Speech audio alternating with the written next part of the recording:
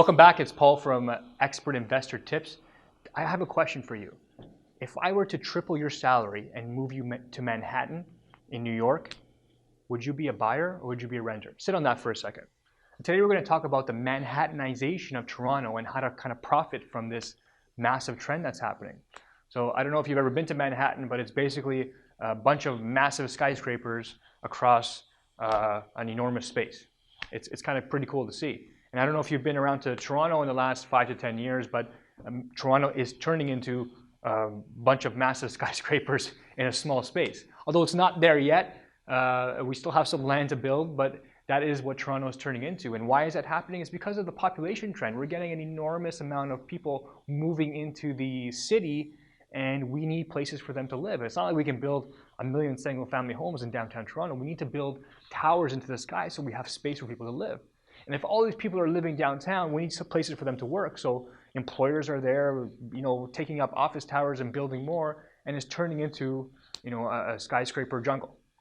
Is what another way to call it. And it used to be that, when you're 20 years old or 25 and you wanted to go out and move out on your own, you would think, I want to buy a condo or I want to buy a property for myself.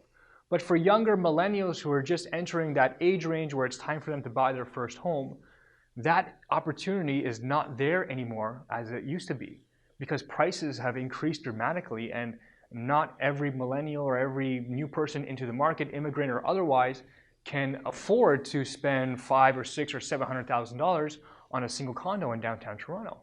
And that's the reality of what it is. So if you can't buy, what do you have to do? And the answer is rent.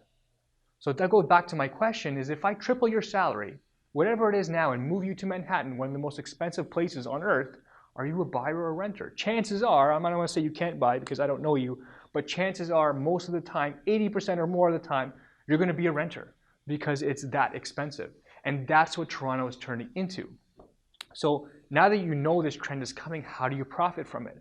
Well, you might want to pick up a condo or any kind of single family home you might be able to find, but preferably a condo in downtown Toronto. And if you can make it cash flow now, it's only going to get better for you in the future. So it's a trend we're watching, and it's a trend we're taking advantage of and profiting from, and our investors are doing well.